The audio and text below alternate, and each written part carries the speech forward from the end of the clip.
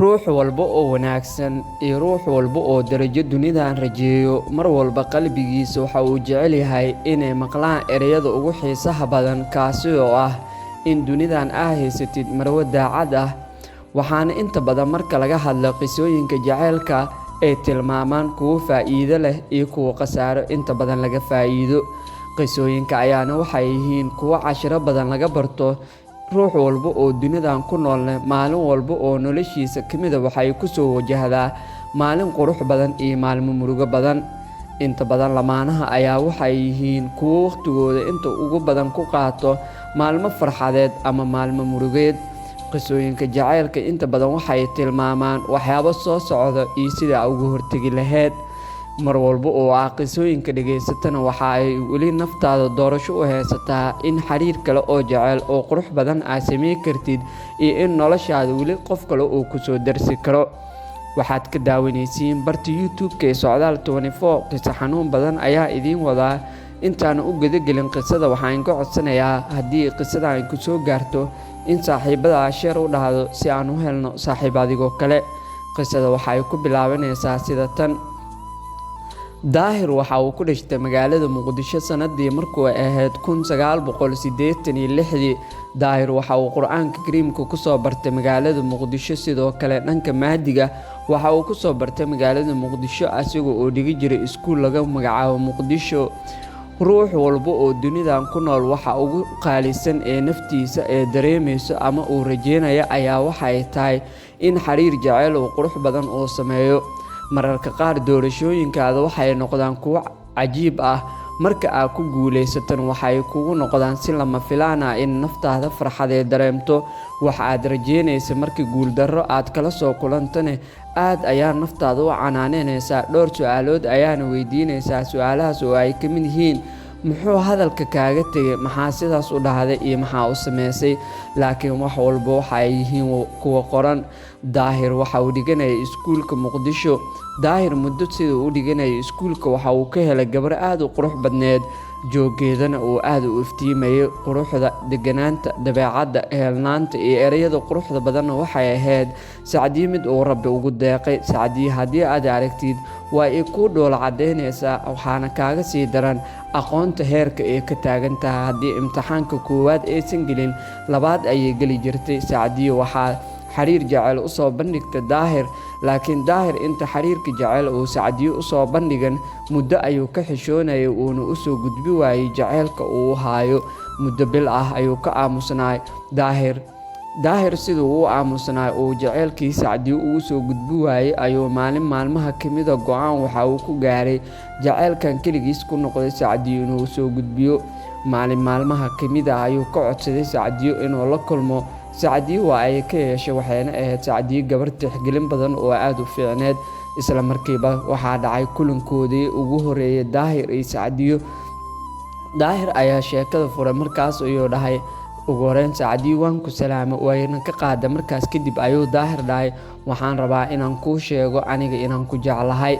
markaas ayay dhahday jaceyl hay waan ogolahay, wayna ka aqbashay. nolosha cusub ayay soo dhaweysay. halgan dheer, ereyo macaan, heesaha jaceylka kuwa suugaanta inta badan ay ku jirto iyo ereyada jaceylka ayay isweydaarsi jireen. jaceylkoodii waxa uu noqday mid hirgalay, waxayna qof walba qofka kale ay ka caawisay in waqti walba oo noloshooda kamid ah ay soo xiriiriyaan maadaama ay yihiin labada qofood ee dunidan iska calmaday. daahir markii laga aqbalay waxa uu galay halgan midkii ugu sareeyay, kaasi oo ahaa in gacanta uu ku soo dhigo gabadhii dunida uu ka calmanayay. midaas oo ahayd in mar qura uu jaceylkii oo ay ka aqbashay uu ku guuleysto. daahir iyo Sacdiyo waxay ku heshiiyeen marka iskuulka uu dhammaado in ay isguursan doonaan. asaga iyo gacalisidiisa hal maalin ayay iskuulkii wada dhameeyeen. daahir waxa uu raadinayay mid kamida jaamacadaha ku yaala magaalada Muqdisho inuu galo, waxaana dhacday in sidii hore la isku arki waayo maadaama iskuulkii uu dhammaaday. Sacdiyo waxaa dhacday qoyskeedii inay ogaadaan xiriirka daahir iyo Sacdiyo ka dhaxeeyo. caqabadii koowaad ee jaceylkooda ayaa halkaas ka dhalatay. murugadii koowaad ee daahir qalbigiisa niyjabi lahaydna halkaas ayay ka imaaday. jaceylkii halbowlaha ahaa ubaxii maalmo badan la dhisayay geedkii la waraabinayeen murugo ayaa ku bilaabatay. dhaawac aan la filanayn ayaa soo gaaray daahir iyo sacdiyo jaceylkoodii. Markii la ogaaday, sacdiyo waxaa loo diiday bannaanka inay u soo baxdo, xitaa guriga adeeg xataa ma ka dooni jirin oo guriga ayay iska joogi jirtay. Bannaankoo idil ayaa loo diiday. Sacdiyo aad ayayna ugu calool xumaatay, murugo ayaana qabatay, dhibaatooyin fara badan ayaana la soo darsay. Markaas kadib ayay Sacdiyo go'aan waxay ku gaartay in xiriirkii saaxiibkeed ay iska yareyso. Markaas kadib ayaa Sacdiyo waxaa lagu wargeliyay leen in loo xareeyay, leenkaas oo loo wadi doono Itoobiya. Sacdiyo oo ahayd gabar caqli badan ayaa isla markiiba go'aan waxay ku gaartay in leenkii inta uu maqan yahay dhammaan ardaydii ee wax la baratay ay soo macsalaamayso. Qoyskeedii ayay u sheegtay, waana laga yeelay tixgelintii gabadhooda. Sacdiyo waa ay soo baxday. Daahir oo malaysanayn gurigooda ayay imaaday. Daahir markaas ayuu aad u farxay, wuu dhoola cadeeyey, wuu murugooday, wuu ooyey. Qosol ayay la noqotay, riyo ayayna la noqotay. Sacdiyo miyaa? Haa, hubaal waaye, aniga ayaa hortaada taagan. Daahiro maxaa dhacay? Sacdiyo 3 su'aalood ayay weydiisay. Markaas ayayna ku dhahday, Daahirow, aniga leen ayaa ii xareysan. Leenkaas intuu ii soo baxay waxaan kaa rabaa tillaabooyinkii ugu muhiimsanaa in aad qaadid, kuwaas oo ah guusheena adiga inaan kula darsan ayaan rabaa. Anigu diyaar waxaan u ahay nolosheena inaad adiga hormariso, guurka qofka la galayana adiga noqotid. Anigu waan bixi rabaa, intaana bixinna waxaan rabaa tillaabo walba oo aad qaadi kartid oo adiga ugu hani kartid inaad samaysid. Halkaas ayaan ku soo afmeerayaa qaybtii koowaad.